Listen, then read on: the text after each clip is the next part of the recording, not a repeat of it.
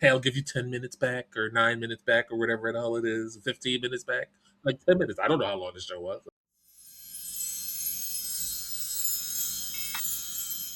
Hey everybody, welcome to an all new episode of Matinee Social, where we have a shorter show for you today, but you should still grab your popcorn and take a seat. Let's go. All right, Kaz, what do you have for us today?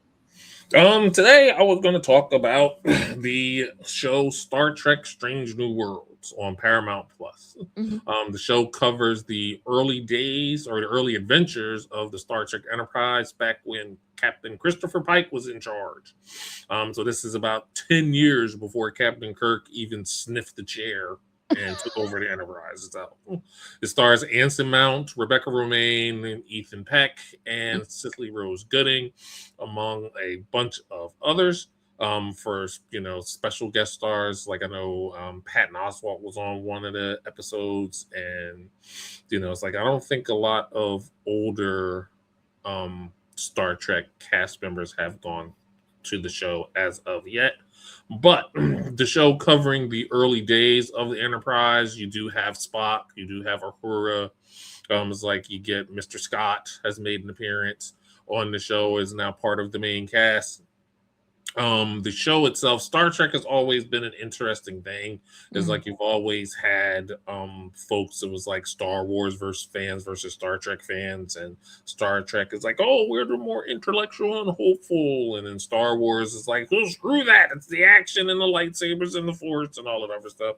Like, I was Mhm. never a huge fan of Star Trek, really. It was like I liked it for what it was, and what it was a socially conscious show for the most part. Mhm. They Mhm. dealt with a lot of different themes in a sci-fi veneer, and I always thought that that was kind of clever.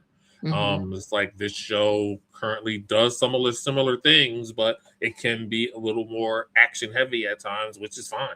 That was like the most recent episode for Strange New Worlds in their fourth season. Most recent episode was like a horror themed episode, and I would have never put Star Trek and horror in the same way. And it was kind of, you could kind of see it's like, well, all right, I see where this is going. But they did an excellent job with a horror theme, basically, haunted house type of episode for that show that I would have never expected from them. Okay. One of the other things that they did is they had a crossover with the animated Star Trek show Lower Decks, and like where characters from Lower Decks ended up on the Enterprise. So the actors that voiced Boimler and I can't remember the other character's name, so Mhm. remember it off the rip. But those two actors showed up on the Enterprise in live action, and the show, it was not intrusive.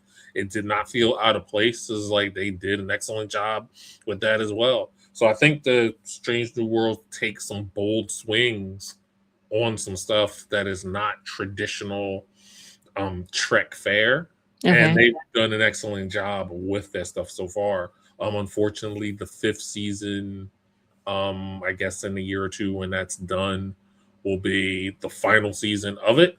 So, Oh. not not wearing out your, whether it's a case of not wearing out your welcome, the Warner Brothers Paramount merger, like being a casualty of that, not knowing where all this stuff is going to eventually shake out. Right.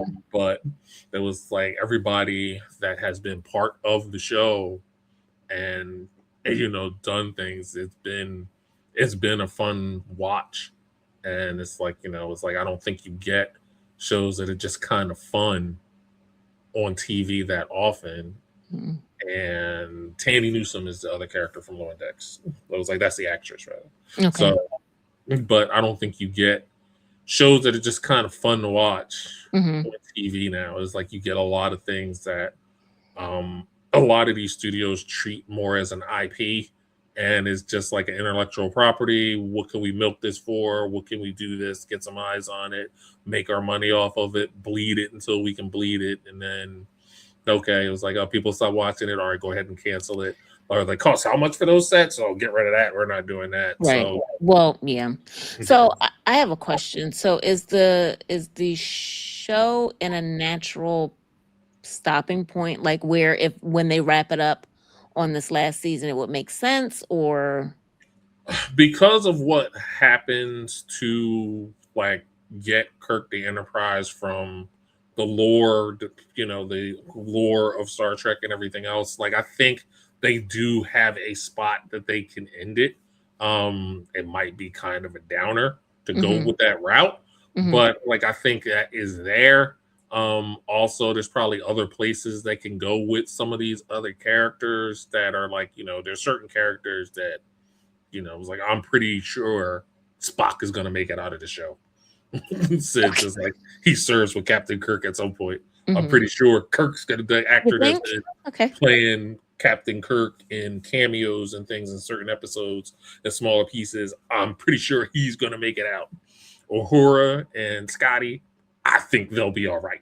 But some of the other characters, because of my unfamiliarity with some of the other characters, I'm not 100% sure where they may end up. Gotcha. So that's where it's like you'll keep me on for that. Mm-hmm. But that was like for the most part, I was like I'm sure like the creators of the show getting a chance to wrap it up. I think it'll be fine. It was like I Yeah. don't think I'm fumbling the end or we almost made it to the end zone. It's like, hey, you know what? If we do an ending kind of like Game of Thrones did, people still Oof. talk about that.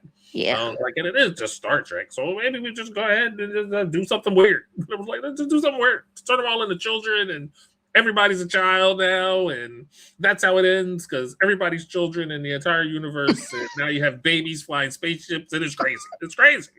So, like, I don't think they're going to do nothing like that or Right. anything too wacky. But it was like I have faith. Okay. Oh, I'm sorry that your show is going to be going away. That Eh, stinks.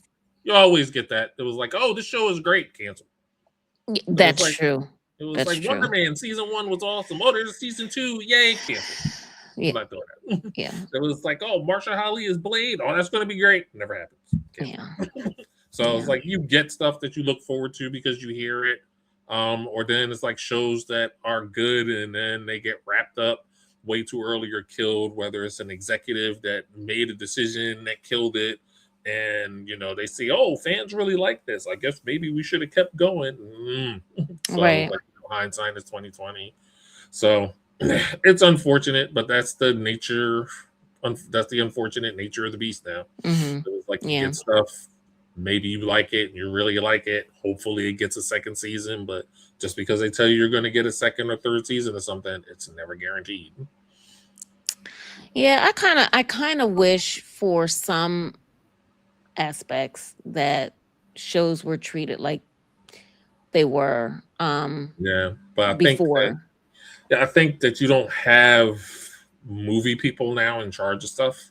Like I Mm-hmm. think a lot of guys are like, the people that are in charge of stuff are like financial guys or whatever it is that's not really interested in the art of doing, TV or movie. They're more Mm-hmm. into like, hey, so how can we keep The Walking Dead going and just keep that going?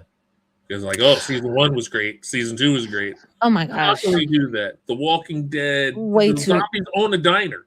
It was like, let's just put that up there. So it's like there's certain things where, like to me, like that's it's a kind of a cheap shot at that show because there's a bunch of people that like it.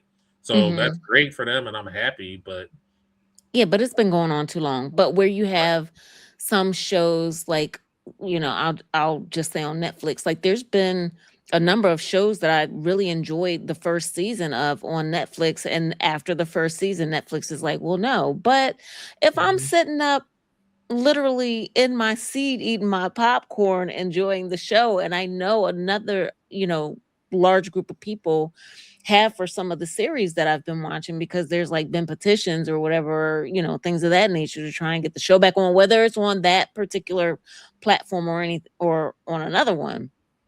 Why are we I mean, the whole thing is for entertainment. I'm being entertained, you Right, know? but it's like maybe it's not the right entertainment. It was like, oh hey, we did season 1 of this.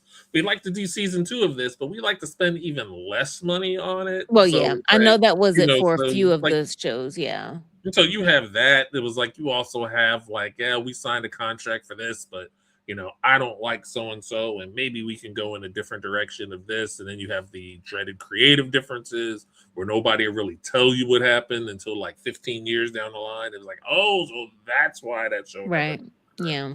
So you get stuff like, sometimes you're lucky enough to hear why a show and hear the truth on why a show was Mm-hmm. canceled or stopped or was started and then never got off the ground. And then some, because I know that they were trying to do a revival of Buffy the Vampire Slayer, but then the head of the network or whoever that they were going to go to either never watched the show, didn't really believe in it, and then he pulled the plug on it, even though that they were filming stuff, and then they had a lot of the actors from the original show that were behind the revival and all that other stuff, and that was unfortunate. I would have liked to see. I'd have been curious of what that would look like if they would have came back with that, but then it's like it's another one of those cases where don't announce stuff.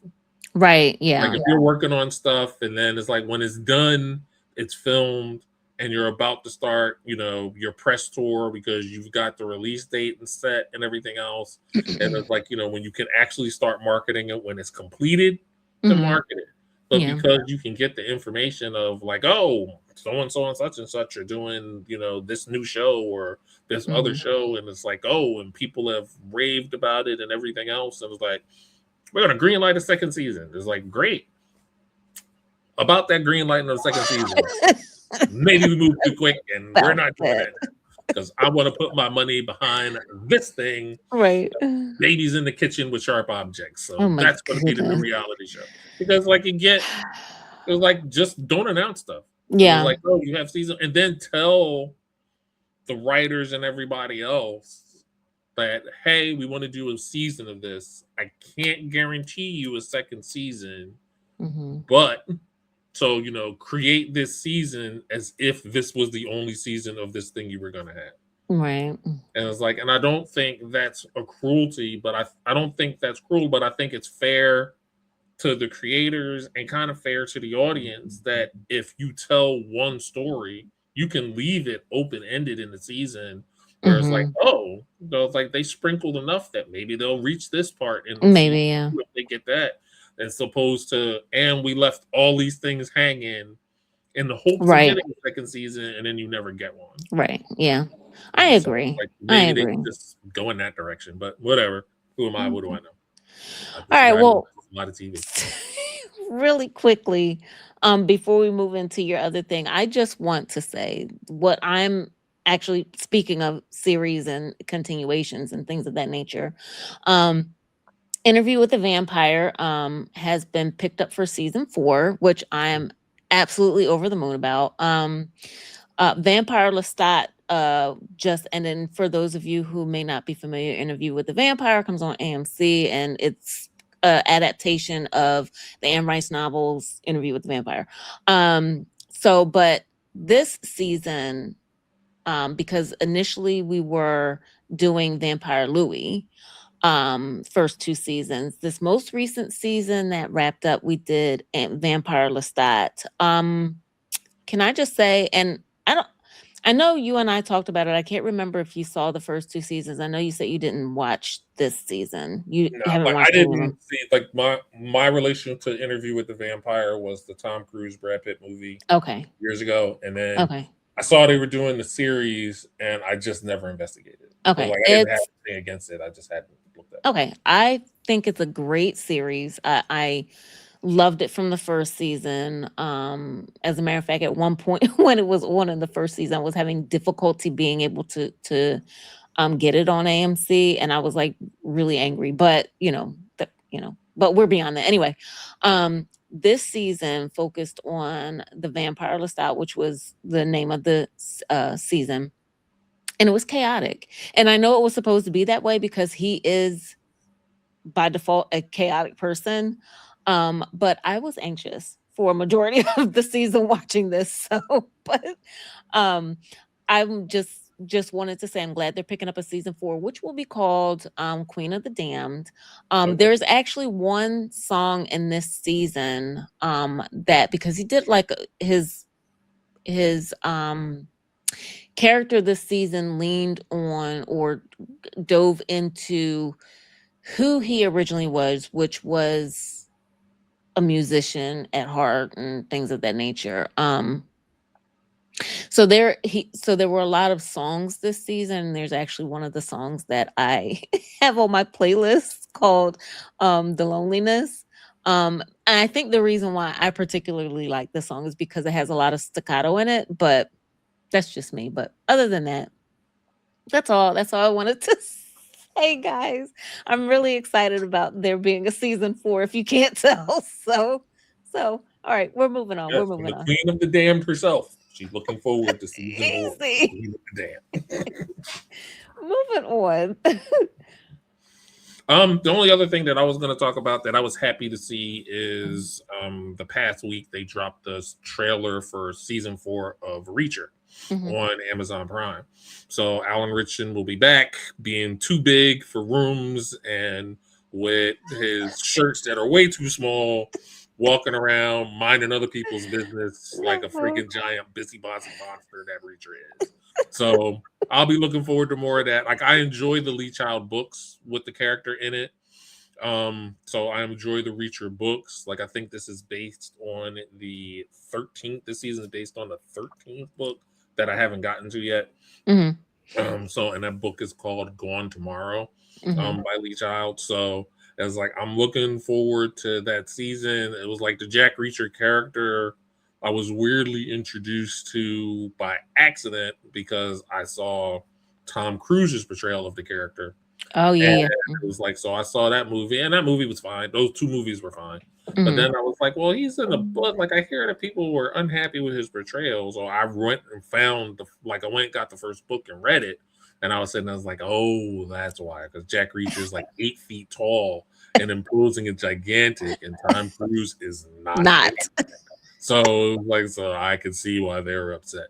So response to the series on Amazon Prime has been better because he is such a big guy. So and he's done a pretty good job of playing a character, I feel.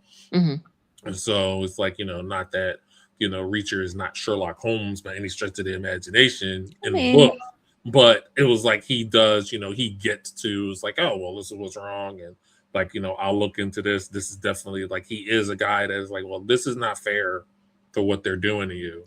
Right. And I'm going to help you look into this and get the justice that you deserve. Yeah. So it's so I do like that. And there's also, to me, I also feel like it has an old school 90s throwback to and it was like, oh, here's Charles Bronson. You just killed 600 guys, but he's not going to jail. It's all right.